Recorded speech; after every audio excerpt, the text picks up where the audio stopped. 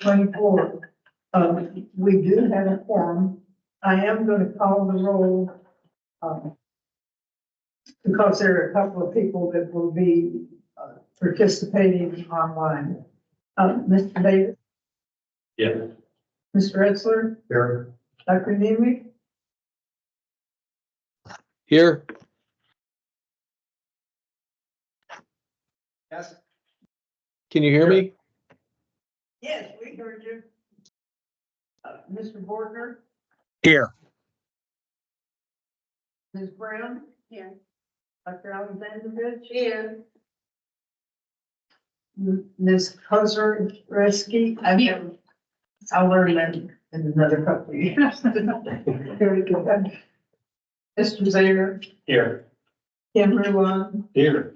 and the chair is present.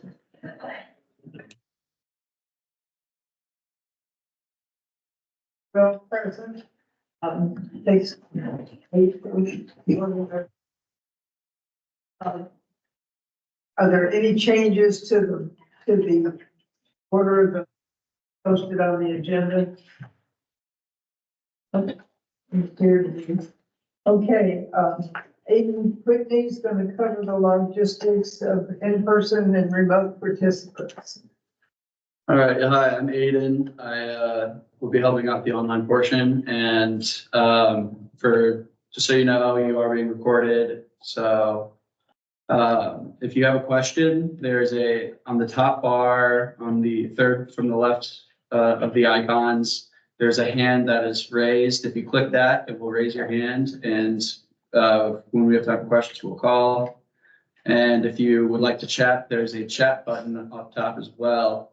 And yeah, that will, if you type in your question, we will do our best to answer it. And yeah, there's an unmute button with, if you're all currently muted, on the right side where there's a little microphone and it says mic. If you click that, it will unmute your microphone. And if you click it again, once you're done, that'd be greatly appreciated. And that will mute you again. Are there any questions about this? Remote participants, any questions? Our first order of business today is the approval of the summary of the April 10th, 2024 board meeting. Are there any additions or corrections to the summary as presented? If not, is there a motion to approve? All in favor, say aye. Aye. The summary of the meeting from April the 10th, 2024 is approved. Commissioner Rockins. Good afternoon, Chairman Guard, members of the board. First thing I want to talk about is staffing. We are at around 822. This is the highest we've been post-pandemic. I think the highest we were pre-pandemic during the Holcomb administration was around 830. So we are reaching capacity of about where we should be. There are a couple of things that may need some more staffing. That would include any future regulations that PFAS, any potential new regulation, and I'm going to talk about this in a minute on cybersecurity. And then we're doing a modernization effort right now with our technology. A couple people for that. But outside of that would be coal combustion residual programs that we hope to be implementing by next year. So staffing, we're doing really well. We have some new leadership within the agency. So many of you knew Peggy Dorsey. She retired. Corey Webb, also Lane Quality, went on to another agency. So the new assistant commissioner is Brian Wolf. He was the branch chief. Stormwater branch in Office of Water Quality. The person that replaced Corey Webb, his name's Andrew Pappas. He was within Office of Land Quality, and prior to that, he was in management roles at Department of Health. We have new leadership in the Northwest Regional Office. So Michelle Murde Parito, she's my new Northwest Regional Director, and her deputy is Chuck Brightenfeld. And so they just came into these roles midway through the year, and they've hit the ground running. And then the branch chiefs that, the new branch chiefs that replaced Brian Wolf, the Wetland Stormwater Branch Chief is A. Marie Farron. And the new, we also needed a new branch chief in Office of Land Quality Permits, and that is Tom Kretke, who used to be the section chief in solid waste permitting. We also, and I think I mentioned this last time, we have education and training director, Amanda Hall. She has been really doing a phenomenal job with consistently a third of our agency ready to retire at any point. We're bringing in a lot of new inexperienced people, a lot of them straight out of school. And so it was imperative that we have somebody that can help train these people up. And I like to mention the story that I went to, we hosted a Christmas cooking thing, and I walked in one day and I said, who brought their kids to they were my new air permit writers. And so, investing in training and education is huge for us because we don't want to have a drop in service for any of our stakeholders. And we also want to make sure that we're training people to be that next generation of leadership. And so just this month, we started our own leadership academy. We thought it was going to take a couple of years for her to develop this. She did it all within a year. It's just, she's really phenomenal, and I'm super excited about the work she's doing.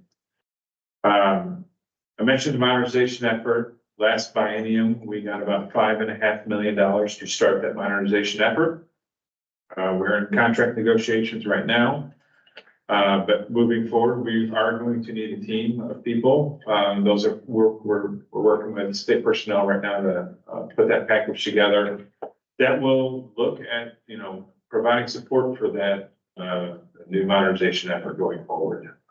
Something we haven't done well over the years is have people dedicated to making sure that those systems work, and companies and other agencies have done that well. And so we are making that investment. And we will be asking the legislature the next number of bienniums to continue investing in this. It's not going to be all one chunk. It's going to be, we want a little bit of money, we'll get something done, we'll show you the results so that you keep reinvesting in this. We are working on our budget submission, which is a little weird because we're in transition with governors. So we have to submit it. The budget, state budget agency has to present their budget statutorily. And then that could all go in the wind once the new governor comes in and he or she decides what they want to do. So we are working on that right now. This summer, we reestablished the legislative roadshow where we've been going around the state talking to legislators in their districts. And that's been going really well. It really presents an opportunity for policymakers to meet the agency in a way that's not confrontational. They can ask questions that maybe they wouldn't feel comfortable doing in a committee room. And it's going a long way to repairing relationships. So pleased with that.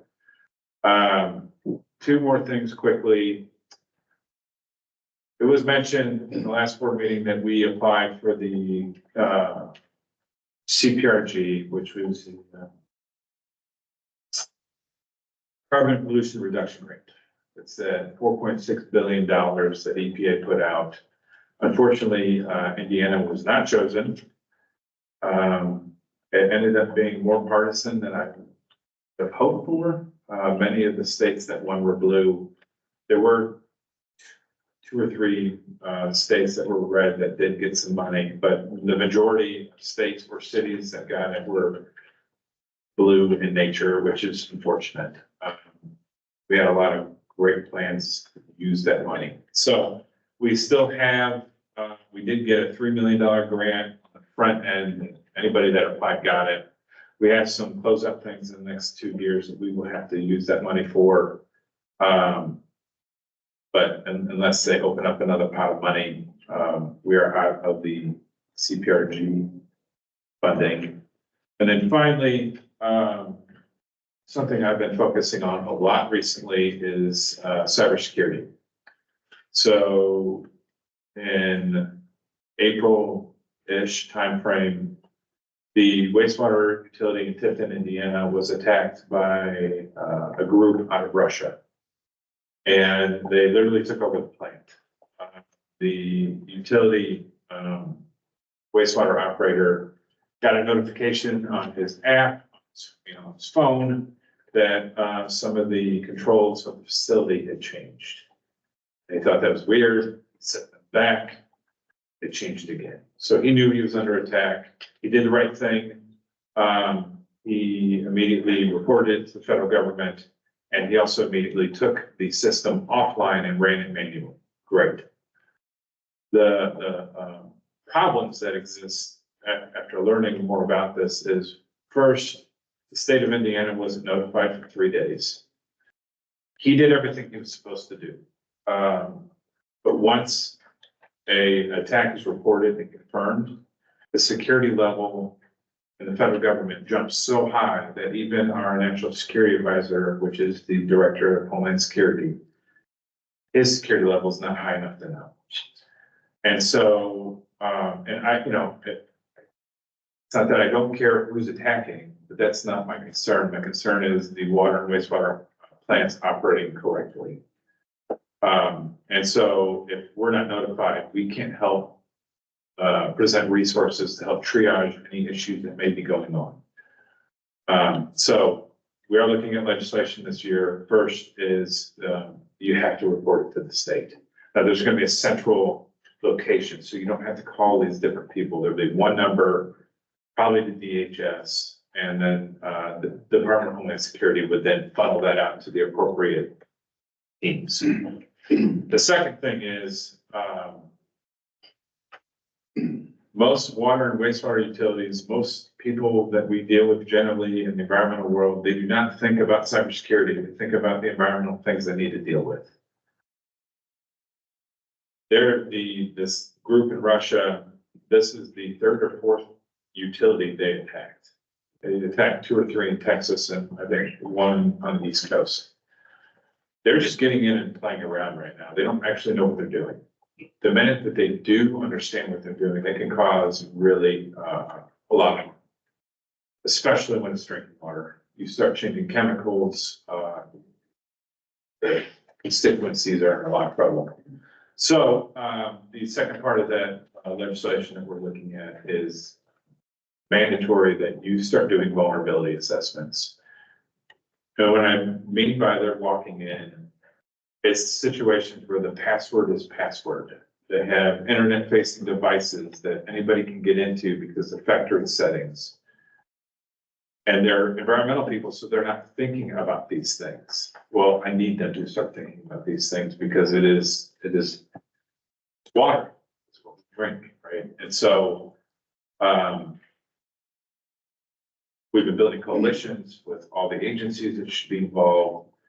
We've been having conversations with municipalities about it, as well as legislators about how important this is because we need to protect the water people are drinking. And our wastewater plants, be chaos to have sewage just going into the river. So, yeah, that's my report. Happy to answer any questions. I have a question. For most of these small utilities, are they gonna have to hire somebody to come in and take care of whatever they need? Yeah, so they can if they'd like to. EPA, CISA, which is the cyber federal agency, American Water Works Association, they all have free assessment tools. You just have to do them. I do have a person on my team that walks utilities through these right now. American Water Works Association will walk people through this right now. So all I want them to do is do that exercise to know where their vulnerabilities are at. And then I've been working with, IoT because they have connections with Purdue and VU and other universities that will come and they will help people shift those vulnerabilities. Like I recognize small communities, even bigger communities don't have the funding. That's another unfunded mandate, right? And so I'm looking for ways to reduce that as much as possible. Either through free tools or we will help do some things, or Indiana Finance Authority is help funding some of these things. So we're looking at multiple ways to reduce that impact to the community. Thank you. There's one other thing I'd like to add.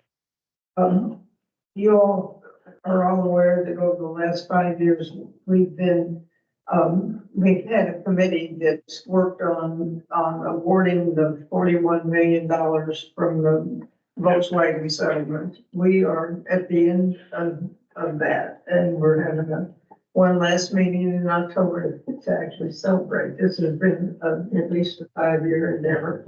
And you can get online and see all the things that are benefiting from your $41 million. Yeah, thank you. Okay, any questions? I just think you're right. The legislation, instead of having the call go to the DHS, I'd almost rather have them email both of you at the same time because we just saw what happens when the federal government doesn't communicate well. So fortunately, on the state level, I'm talking state DHS. DHS, IoT, IDEM, some cases IURC and IFA, we're meeting consistently and constantly about cyber. I meet actually monthly with IoT, DHS and other stakeholders that are critical infrastructure on cyber already. So we are sharing constantly, not federal. Yeah. Thank you. Yeah. Any other questions? My Dropbox got hacked over the weekend, so if any of you got a Dropbox from me, I'm reporting it to you now. Don't open that box. I won't. One quick thought about that. You pointed out after where their mindset's at about environmentally, not about, and I recall being on a local committee when we thought it was a good idea to do wellhead assessment, vulnerability studies years ago, and someone quickly said, let's not make all that public because all we did was identify the targets. So all of this would become confidential. And we already have a statute set up 2-3 years ago where to get money from IFA, you had to have a cybersecurity plan. Nobody really checked that plan or the validity, or it was just checking the box if you had one. All of that's confidential. And so this would all rest underneath that confidential, just like drinking water intakes. I don't even know what intakes are. There's 2 people in my agency that do. So maintaining that security is paramount. Yeah, I'm not trying to highlight to everybody who has the problems. You're not, but the people that are doing it, like, Yeah. it's not where their mindset is. Good. Well, they're not doing this for money either. They're doing this to show that they attacked American government, and they don't care if it's a city, an agency, state. They get to just claim we attacked the American government, and then they webcast it while they're doing it to the world. So that is, they're trying to create chaos, is what they're trying to do. So are those people, they're not related to the Russian government, they're just, They're loosely affiliated. They're loosely affiliated. Now, the attack on Tipton, it's called CAR. I can't even remember what it stands for. Cyber Army of Russia is what it's called. They've had some loose affiliations to the Russian government on some other things. This one is not, there's no intel or anything to say that this was, on behalf of the Russian government. But between Russia and Iran in the last year, we had at least 36 attacks on critical infrastructure. Now, that's food. One of them was dairy, water, wastewater, cities and towns. But, and then the maps, public, I could have Nancy or whoever share that with everybody. 13 out of the 36, so a third, almost third, over a third, were water and wastewater. So they are targeting that critical infrastructure because it's so easy to walk in right now. Yes. I'm curious, as part of the cyber process, will you be able to survey and assess the utilities to understand their level of technology and sophistication? So that's part of what we're trying to work in to this idea. Like if you're not running a SCADA system, if you're just doing manually, there'd be an offering for you, right? Because you're not online. If you are online, then we're gonna have to, my hope is that we would bring everybody in. There's a federal law that was passed on drinking water, AIWA. Couldn't tell you what that stands for. It focused on utilities 3,300 and above. Tipton has 2,000 people.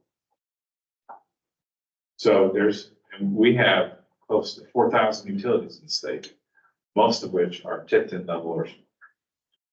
So when you're looking at possibility of getting hit, it's likely one of the smaller, less, they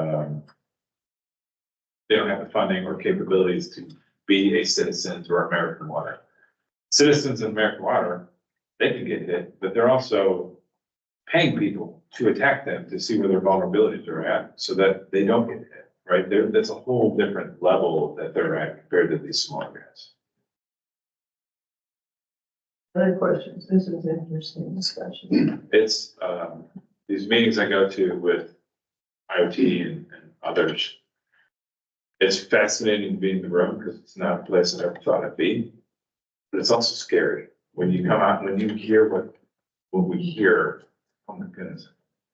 I would not want to be Homeland Security Director. I have to deal with this constantly. King, just, we get a new work chart emailed to us? Yes, absolutely. I do have a question, Commissioner, on, you mentioned the CCR rulemaking and second round of comments or second draft was issued for public comment. Do you have any comments on the timeline? So depending on comments we get, these things out, as we don't have to change very much. It would be go to final in December. That's the hope. I really want to get this thing done. Then you have to go through the budget cycle with the farm. Version. We would have to then submit a packet to EPA. Which I have no clue how long that's gonna take, and depending on how the restrictions change. What's gonna be required, what's not gonna be required, so we're trying to work through that. Any other questions? Okay, we'll move on. Billy Franklin will report on rulemaking. I think this is your first time. My second. Time. Okay. Well, we'll say first anyway, but. Good afternoon. My name is Billy Franklin in the Rules Development Section of the Office of Legal Counsel. Currently, we have our next board meeting tentatively scheduled for October 9th. We are running on a deadline for our readoptions to be finalized by December 31st, so the October meeting will be our only opportunity to present these. With the recently House Enrolled Act 1623, a rule will now expire January 1st of the 5th year after the year a rule takes effect under Indiana Code 422 2.6-3. Because of this, we decided to readopt all of our rules as a whole package in anticipation of the rules expiring January 1st of 2025. With that in mind, we will need to hold a meeting no later than October to obtain those final approvals so we can submit our final readopt rules to the publisher in November in order to publish by December 1st and be effective by January 1st. Additionally, we will also plan on having a December meeting as we have several rules moving forward on our new timeline. We are likely to have more frequent meetings than we normally are used to due to the time constraints we now have on adopting rules. I am working hard to group as many rules together as possible to ensure a full agenda at each meeting. At the October meeting, we anticipate presenting 4 rules for final adoption. We will have the Kaiser aluminum, which will be presented today for preliminary. And we will have our 3 readoptions. We also hope to have 4 rules ready for preliminary adoption at that meeting. We are hoping to have our CCR rule ready, lead and copper amendments, emergency affirmative defense, and waste hire revisions. That is all I have for now. If anybody has any questions, I'm happy to answer those. I have a question. I know, I can see the Feaster family. But the budget agency for some time was kind of, and not just this administration, previous ones as well. One of the hang up was there. Is this new process, does it get things through the budget agency more quickly? Yes and no. We cut down the amount of steps. We no longer have to do the moratorium exception first and then go back for OMB approval. We just do that approval up front. But it seems to be taken anywhere from roughly 4 to 6 weeks to get that approval right now. I don't know if it's the influx of rules coming through. I don't know if there's a reason for that, or if it will eventually kind of shorten down our time. But that's the good thing about that is our clock does not start until after we get that approval and submit our first notice to LSA. So it doesn't count against us. Okay. Any questions for Bella? Today we have hearings for the following regular rule board actions: final adoption of titles 326, 327, and 329 civil penalties. Since the civil penalties rules are almost identical, there will be a single presentation for all 3 rules and then separate votes on each of them. Preliminary adoption of the Kaiser aluminum. Also, as a reminder, if you wish to testify in any of today's hearings, please fill out a comment card and give it to Carla there at the back table. The rules being considered at today's meeting were included in board packets and are available for public inspection at the Office of Legal Counsel, 13th floor, Indiana Government Center North. The entire board packet is also available on IDEM's website at least 1 week prior to each board meeting. A written script of today's meeting will be made. A transcript and any written submissions will be open for public inspection at the Office of Legal Counsel. A copy of the transcript will be posted on the rules page of the agency website when it becomes available. Will the official reporter for the cause please stand, raise your right hand, and state your name? Lindy Meyer. Do you solemnly affirm that you will keep complete and true notes of all that transpires and prepare a transcript thereof and faithfully perform all duties imposed upon you as an official reporter of the state of Indiana? Yes. Thank you.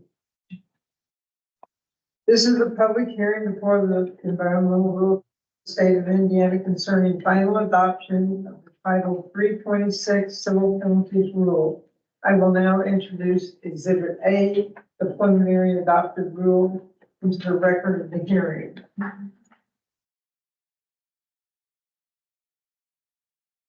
Seth Ingerdahl will present the information for all 3 civil penalties.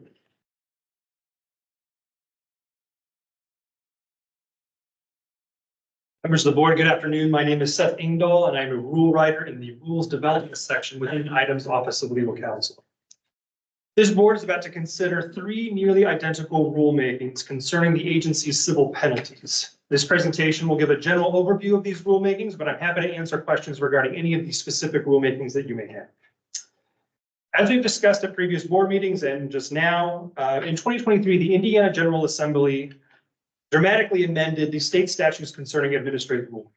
A component of these changes requires that any fee, fine, or civil penalty imposed by an agency be included in the Indiana Administrative Code. Agencies that were assessing fines, fees, or civil penalties that were not already in the Administrative Code at the time of the law's enactment have until December of this year to amend their rules accordingly. IDEM has 2 non-rule civil penalty policies that impose civil penalties for violations of pollution control laws and rules and also impose civil penalties for violations of laws and rules concerning underground storage tanks. These policies have been in effect for 25 years, but because of the recent statutory changes, these policies must now be incorporated into IDEM's rules. Accordingly, IDEM is amending Titles 326, 327, and 329 to include civil penalties for violations of the air, water, and land pollution rules. If these policies are not amended into the Indiana Administrative Code and effective before December 31st of this year, IDEM will be unable to assess and collect civil penalties until a civil penalty policy is placed in rules. Given this time constraint and stakeholder familiarity with the existing non-rule civil penalty policy, IDEM sought to transpose the existing civil penalty policy into rules without any substantive changes. Due to the nature of non-rule policy documents and the structure and formatting requirements of administrative rules, an exact cut and paste of the existing policy was not possible. Nevertheless, the essential elements and structure of the existing civil penalty policy remain within the rule. It is the agency's intention to implement the rules and implemented the non-rule policy, which, as I mentioned, has been in place for 25 years. Now, IDEM received several comments on the proposed rule language and made changes to reduce ambiguity, to tailor each civil penalty policy to match its respective title. And since the last board meeting in April, IDEM received a handful of comments during the second comment period. In response to these comments, the agency made one additional change to each rule. Specifically, under the section on penalty adjustment factors, we changed the usage of the word shall to may in applying these factors. And I apologize, there was a bit of a snafu regarding the correct version with all these shalls converted to mays. However, the correct version is now in the board packet and in front of you. In general, IDEM assesses civil penalties using the following formula. The civil penalty equals the base civil penalty plus or minus the adjustment factors, plus any economic benefit gained through a violation. The base civil penalty is determined using a matrix that examines the potential for harm to human health or the environment, to a regulatory program, along with the extent of deviation from a regulatory requirement. This base civil penalty may then be adjusted based on the following factors: actions before and after a violation, the violator's history of noncompliance, the violator's ability to pay, unanticipated circumstances such as additional evidence that leads to a significant reevaluation of the facts surrounding a violation, and costs incurred by IDEM for enforcement. After that is ascertained, the amount of economic benefit that the violator achieved is then added to the civil penalty. This could be an economic benefit that arose from delayed or avoided costs, or profits from a period of startup prior to obtaining a permit. This ensures that violations are not profitable. However, IDEM may disregard the economic benefit if it cannot be ascertained or if it is less than $1,000. Any money collected through civil penalties is deposited into the Environmental Special Fund, with the exception of underground storage tank civil penalties, which are deposited into the Excess Liability Trust Fund. IDEM requests that the board approve this rule as written, and I'm happy to answer any questions that you may have. Are there any questions for Seth?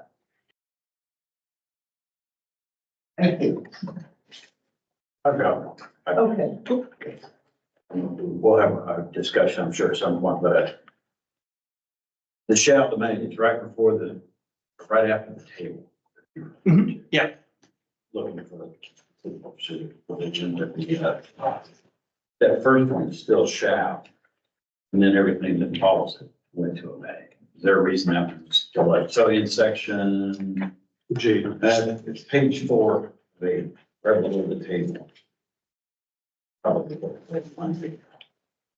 Letter I.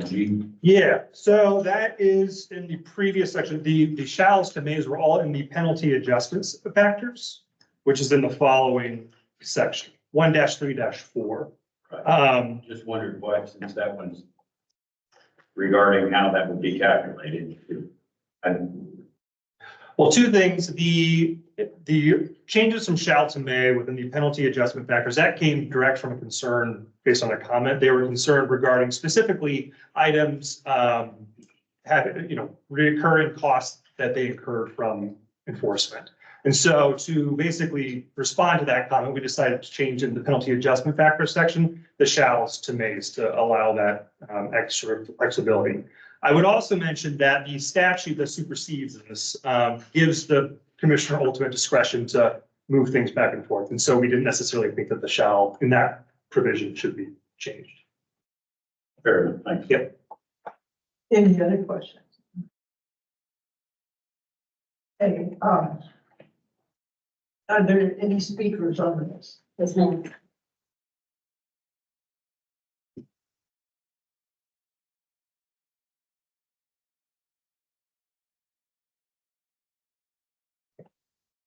Patrick Bennett?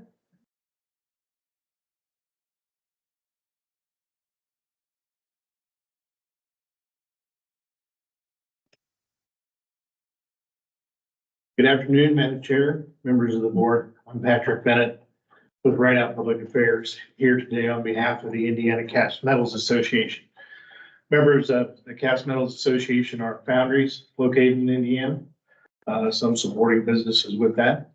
It's foundry products that go into an awful lot of other products. It's not just cast iron skillets, although that is a wonderful cast product, mostly made in Tennessee. We're here today to support the final adoption for all three titles for the civil penalties. The Cast Metals Association submitted comments during the second period.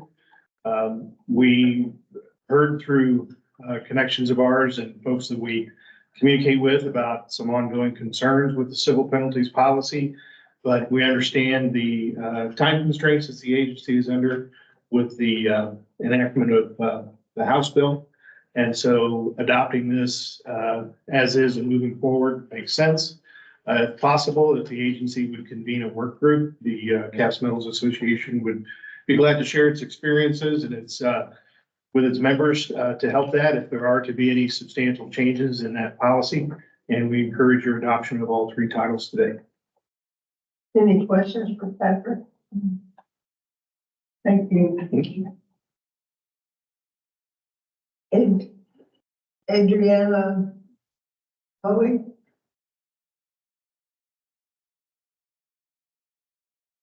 Good afternoon, everyone. My name is Adriana Maley with the Indiana Manufacturers Association. And we want to thank IDEM for their response to comments. We did submit comments on many of the changes that were made, and so we do appreciate IDEM responding to those. However, just as Mr. Davidson suggested, we do notice that the section 133G still says that items shall multiply the base penalty by the number of days of violation. And that does concern us because an administrative law judge could potentially read this as a mandatory calculation, which then would be a substantial deviation from items current. Additionally, the IMA continues to believe that this rule does not necessarily match the legislative intent of House Enrolled Act 1623, although we do understand the time constraint that the agency is under. And so we ask that a work group be created to revisit the civil penalties rule and hopefully have a work product created by the end of next year, potentially, so that we could match, fulfill the legislative intent of House Enrolled Act 1623. Thank you very much for your time. Any questions for the witness? Yes. I just was wondering, so how does it not fulfill the legislative intent? So the legislation 1623 required a clear idea of what the civil penalties were going to be, and this was just taking what was a non-rule policy and understanding why they did that, taking what was a non-rule, putting it into this format. But we think it was supposed to be more specific with a little bit more clarity around those rules. And I do believe Senator Barton and Representative Bartels, that's what they were looking for as well. Any other questions? Thank you. Thank you.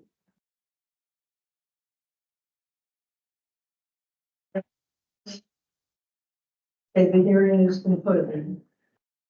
The board will now consider final adoption of Title 326 Civil Penalties Rule.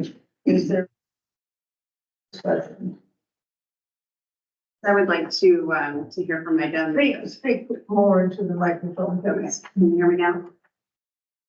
Yeah, so we just heard two proposals for work groups, that I think the IMA said, it'd be nice to have a work product by the end of 2025. I'd just like to know what items thoughts are and see if we can get commitment, to pull together stakeholders for feedback if we seek approval this year. So, a couple of things. I mentioned in the prelim adoption that I'm happy to do a work group, but we had to get this done. Because I can't run the delegated programs without finding authority. And I'm not fully understanding how this does not meet the criteria of 1623. I presented it in front of Budget Committee, which Senator Garten sits on, provided them copies of this. And I didn't get any questions concerning that. So, if there are adjustments that need to be made, happy to convene a group to discuss what those should be. That's not a problem. Any other questions? Just as a follow-up, I don't know that we're expressing how much we appreciate the discretion you and some of your predecessors applied. When I first arrived here, I got a brief understanding of what's the difference between a non-rule policy document and what's rule, and why we sometimes have to make it a non-rule policy document, because it's hard to put non-rule policy document in rules. I think that's part of what some have wrestled with is it sounds on the one hand, we'll just write this into rule, but that if we were cautioned, that's why we sometimes don't do that. So, and I'll echo to our friends here that have spoken and others that may not be present. If we agree to have work group, we have to show up with specifics about how to get that done. We saw some other work groups happen in the last couple of years that kind of seemed painful, to be honest. I think some of us got tired of hearing reports back from them, but we were glad in the end, it sounded like they accomplished a lot. So not to lay that on heavy. In fact, I'll even offer to help. Some of that is, I've done that before. If there's a way to help participate and bring that, but that's a charge to the speakers as well. Bring your specifics to the game if we're going to commit to it that way. And I'd also like to echo what Seth said.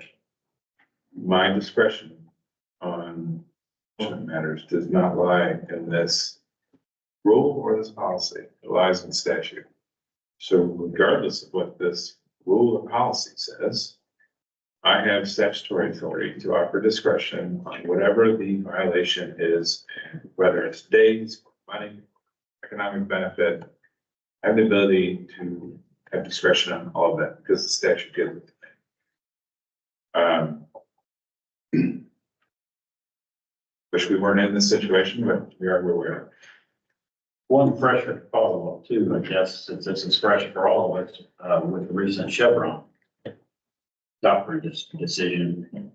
More matters may be litigated now instead of left to your discretion. So I know that comment's been made, not long enough to digest it, but with that hitting the fan, it might not stop here. It might stop. So the desire to be as specific as we can, and that includes work group, because some judge without the environmental technical experience could be making that decision.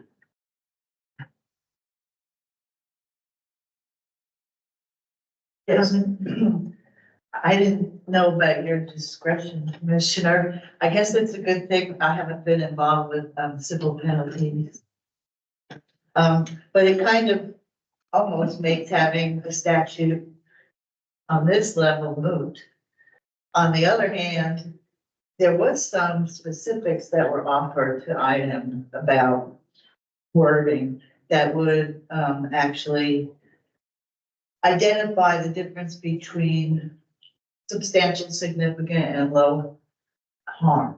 And I thought that was, I'm not sure that the numbers are right, where they should lie, but when I read what you guys are proposing, it's not clear where, the boundary between significant, substantial, and low might be. So I guess my comment is that I think a work group would be a good thing. Okay. Any other questions or any other comments? I was impressed. I mean, because you read this document, they have found a way to give Ryan every bit of discretion that he had before in the rule. That's everything may or shall. Yeah. My daughter, and she was like, they did a really good job of walking this kind of bizarre line the legislature gave us. I think it's as good as we can do right now, but I do think if, like the substantial, the low, I read that and it's like, wow, that is bizarrely broad. There's like no constraints around me at all. And so maybe if some of those things could be ironed out to the manufacturer's satisfaction and even to you, right? I mean, it helpful you sometime to have a little bit more direction on what that means and take some of the flow here in the future. I think it's a great job in a very short period of time. Yeah, I do think that this is good work product and thank you to your staff and I appreciate the comments that have come in and look forward to working with people in the future. Okay, is that it? The board will. Well, now we need a motion for final adoption of rules as presented. So moved. Second. Is there a second? Okay. This is Title 326, Civil Penalties Rule. Mr. Davidson, Yes. Mr. Esler, Yes. Dr. Nemi, Yes.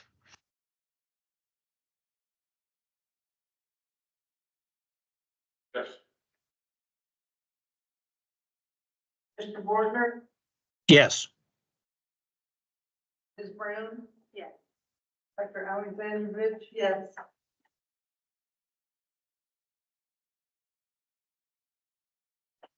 Ms. I just can't say it.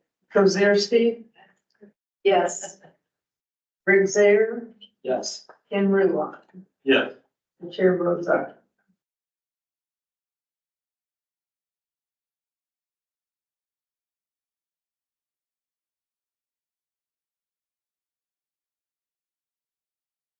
Well, yes, it's zero names. So Title 326 Civil Penalties Rule is adopted as presented. Okay, this is a public hearing before the Environmental Rules Board of the State of Indiana concerning final adoption of Title 327 Civil Penalties Rule.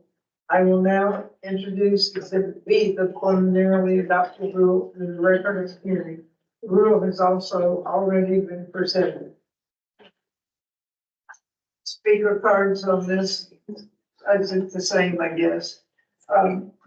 Patrick, you want to speak again? I apologize, Madam Chair, I was talking in the back of the classroom. You want to speak again? Title 327 Civil Penalties Rule. Thank you, Madam Chair. I intended for my original comments to apply to all the adoptions, so please consider that for the same. Okay, thank you. Adriana? Same here. Okay. Thank you. Thank you.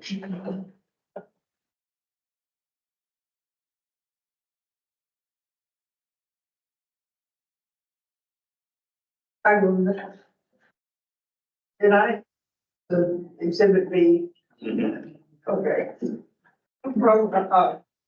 Hearing is concluded. The board will now consider final adoption of Title 327 Civil Penalties Rule. Is there any further board discussion? Is there a motion for final adoption of the rules as presented? So moved. Is there a second? Second. Okay, roll call. Mr. Davidson, Yes. Mr. Esler, Yes. Dr. Nemi. Dr. Nemi. Dr. Nemi. Come back to it. Mr. Horn, Yes. Mr. Green, Yes. Mr. Bortner. Yes. Dr. Alexander, yes. Ms. Kuzensky, Yes. Mr. Zaire, Yes. Mr. Rulon, Yes. Chair votes aye. Dr. Nemi? Somebody mad or something? Is he there? He's there, yeah. Dr. Nemec, do you have yourself muted?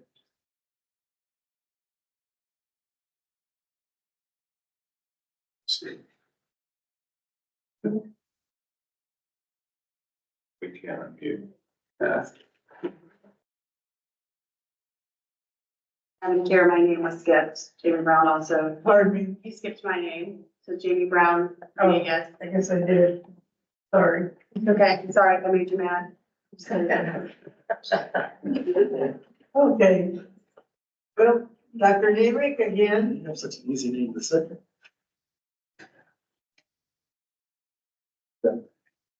So I guess I just move on. Okay, the Item 327 civil penalties rule is finally adopted as presented. The vote is 11 yeas, 0 nays.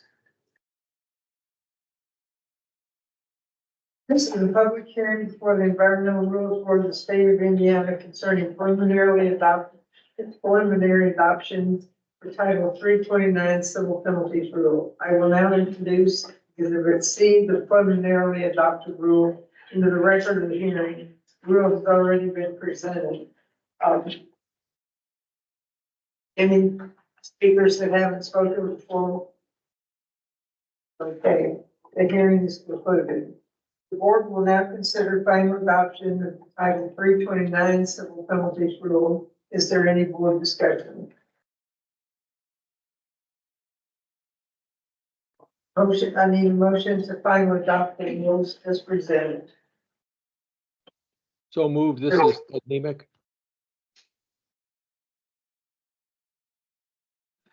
You get that? Roll call. Yes. Mr. Etzler, Yes. Dr. Newman, Yes. Yes. Mr. Green, Yes. Mr. Porter, Yes. Ms. Brown. Yes. Dr. Alexander. Vitt, Yes. Ms. Kozinski, Yes. Mr. Zier, Yes. Mr. Rulon, Yes. and the chair votes aye. So that is 12 yeas, 0 nays. Okay, this is public hearing for the environmental rule for the state of Indiana concerning preliminary adoption of the Kaiser aluminum rule. I will now introduce Exhibit P, the proposed rule, in the record of the hearing. The rule has already been presented. Aileen Walsh will present the rule.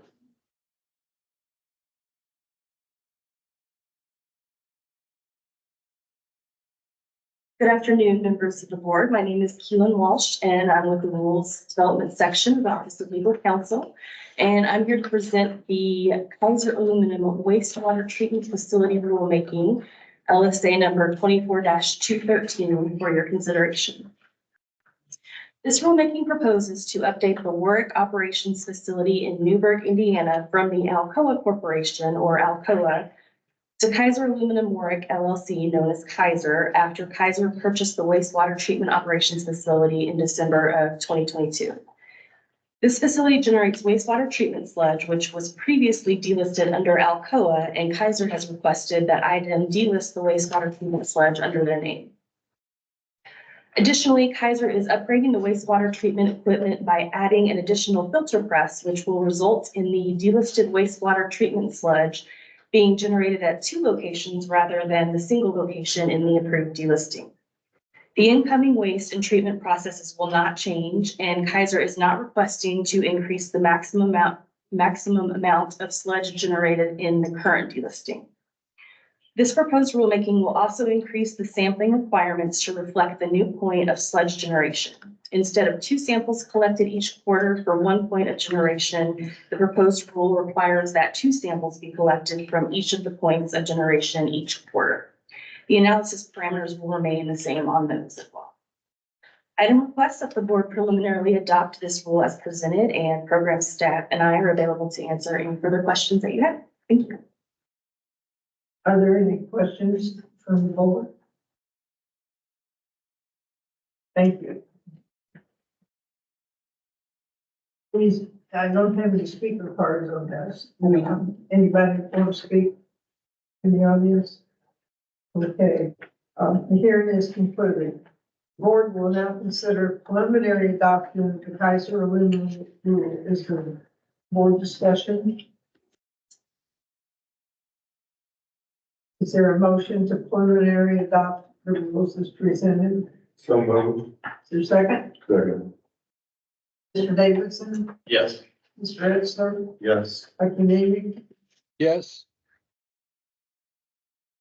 Chair, I'd like to abstain on this particular vote due to the fact that I do work for Kaiser. okay. Green, Yes. Mr. Bortner, Yes. Ms. Brown. Dr. Alexandrovich. Yes. Ms. Pazewski, Yes. Mr. Zaire, Yes. Mr. Ruan, Yes. and the chair votes aye. That is 12 yeas, 0 nays, and 1 abstention. Okay, this is an open forum. Is there just to address the board today? Okay. So the Environmental Rules Board is tentatively set for October 9th, 2024, at 1:30 p.m. in Conference Room 8, in the same Government Center building. The meeting date is subject to change. We'll keep you updated and it's changed. Another date will have to be chosen, and you also heard that probably will be. So with that, is there anything else? Is there a motion to adjourn? Is there a second? Second. Okay, all in favor, say aye. Aye. Those opposed, nay. It's our adjourned. Thank you all for being here.